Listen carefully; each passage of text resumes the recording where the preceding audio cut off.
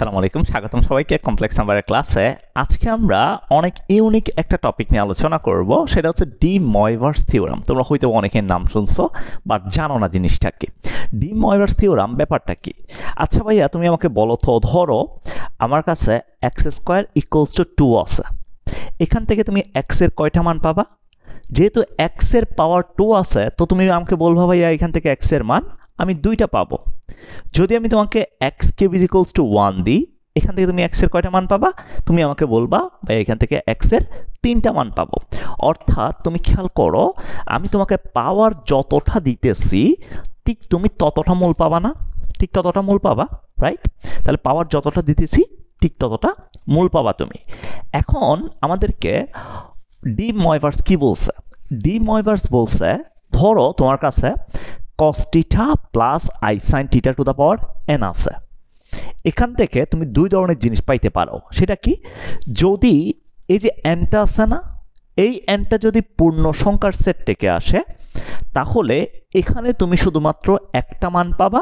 সেই মানটা হচ্ছে cos n theta plus I sign n theta. অর্থাৎ এখানে যে পাওয়ারটা থাকবে সেই পাওয়ারটা থিটার সাথে গুণ হবে, সেই পাওয়ারটা থিটার সাথে গুণ হবে। তাহলে এইটা হচ্ছে শুধুমাত্র এটার একমাত্র ভ্যালু। কখন? যখন n belongs to z, n যখন পূর্ণ সংখ্যা সেট।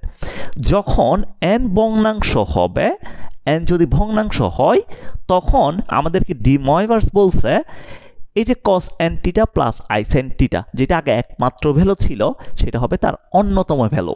অর্থাৎ তার অনেকগুলো মান থাকবে, এই অনেকগুলো মানের মধ্যে আমাদের একটি মান হচ্ছে cos n theta plus I sign n theta.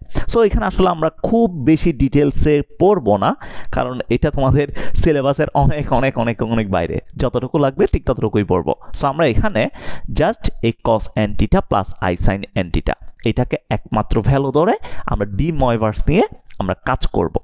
এখন ডি-ময়ভারস আমাদের কখন কাজে লাগবে? দেখো, ডি-ময়ভারস আমাদের কাজে লাগবে, ধরো আমি তোমাকে একটা কমপ্লেক্স নাম্বার দিলাম। এই কমপ্লেক্স নাম্বারটা এক্স প্লাস আই ওয়াই, এই কমপ্লেক্স নাম্বারটা আমি তোমাকে দিলাম। এই কমপ্লেক্স নাম্বারের পাওয়ার আছে ধরো এন, পাওয়ার আছে n। তো আমি যদি এটাকে পোলার আকারে লিখি, এক্স প্লাস আই ওয়াই কে পোলার আকারে লিখলে কি পাবো? আর cos theta plus I sign n theta, যেখানে আর হচ্ছে মডুলাস, থিটা হচ্ছে আমাদের argument, right, two the power n।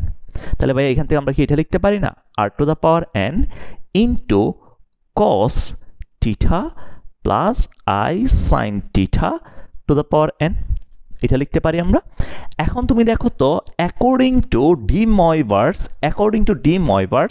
আমরা কি এটাকে এভাবে লিখতে পারি? R to the power n, এটাকে কি আমরা cos n theta plus I sign n theta লিখতে পারি? অ্যাকর্ডিং টু কি? এটা হচ্ছে অ্যাকর্ডিং টু ডি-ময়ভারস, অ্যাকর্ডিং টু ডি-ময়ভারস। ঠিক আছে ভাইয়া, তাহলে এটা লিখতে পারি।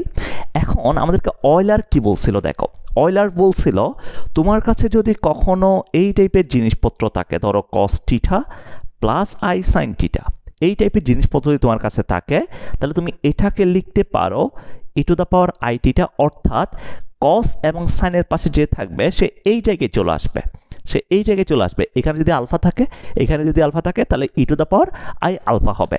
এখন তুমি দেখো এই জায়গায় কি আছে? n থিটা আছে, এই জায়গায় n থিটা আছে।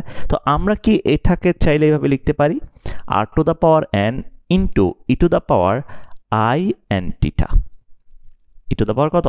আই n থিটা লিখতে পারি। এটা কি সমান লিখছি?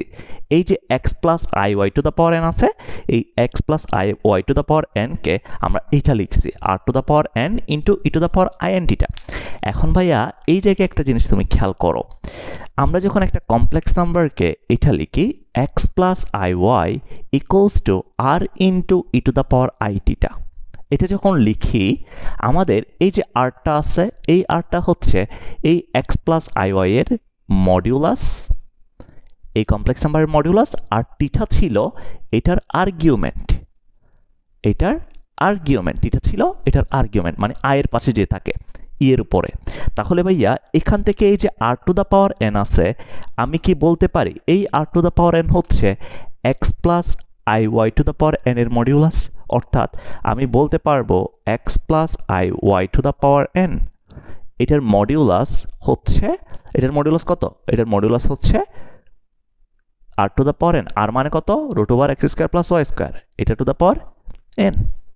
এবং আর্গুমেন্ট কত দেখো তো? আর্গুমেন্ট হচ্ছে এন টিটা, অর্থাৎ যেটা আগে শুধুমাত্র এক্স প্লাস ওয়াই, শুধুমাত্র X plus Y, only X plus Y যদি নিতাম আমি, only X plus I Y যদি নিতাম, এটার মডিউলাস হচ্ছে আর, আর এটার মডিউলাস হচ্ছে, এটার আর্গুমেন্ট হচ্ছে টিটা।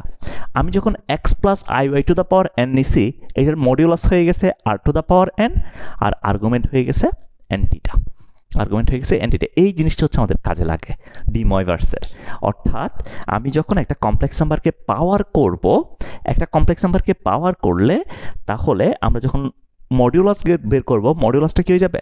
মডিউলাসটা হয়ে যাবে মডিউলাসের উপর জাস্ট আগে যে কমপ্লেক্স নাম্বারটা ছিল পাওয়ার করার আগে, ওইটার মডিউলাসের উপর পাওয়ারটা দিয়ে দিব।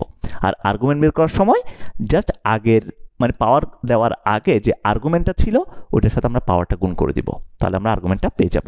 এখন একটা ম্যাথ দেখাই দিই, তাহলে বুঝতে পারবা। দেখো, ধরো আমাকে দিছে 1 প্লাস আই টু দ্য পাওয়ার, আমাকে এখন দিল কি 1 প্লাস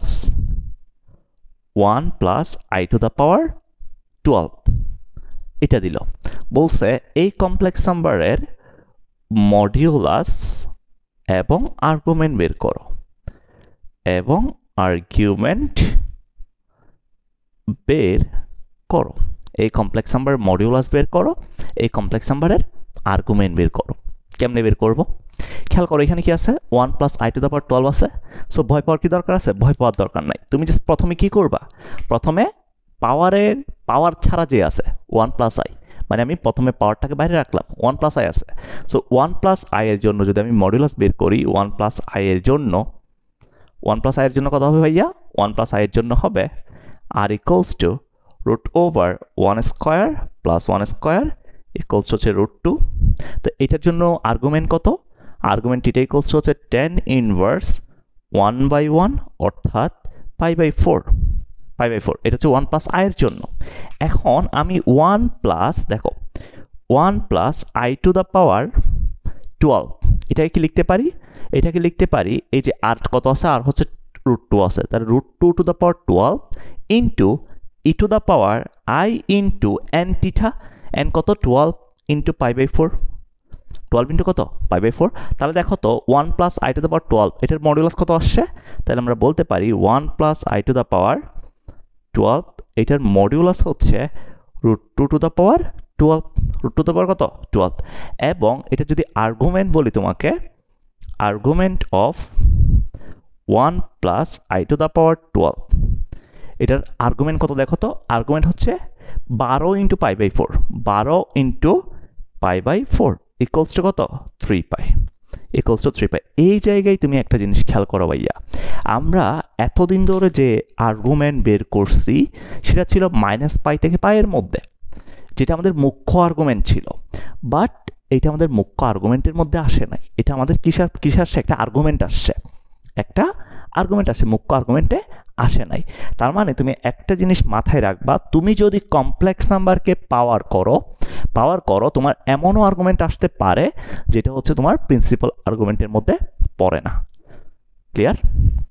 ওকে, সো এইভাবেই হচ্ছে আমরা ডি-ময়ভার্সটা ইউজ করি যখন আমরা কমপ্লেক্স নাম্বারের পাওয়ার নিয়ে কাজ করি।